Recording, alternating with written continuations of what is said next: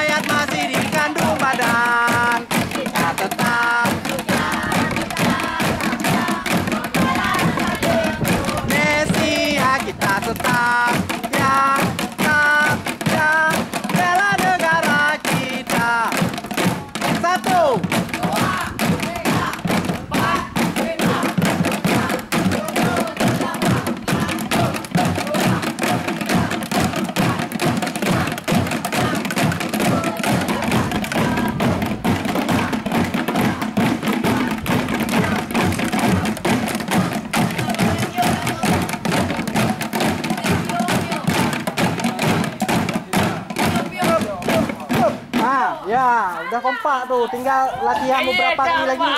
Udah kompak.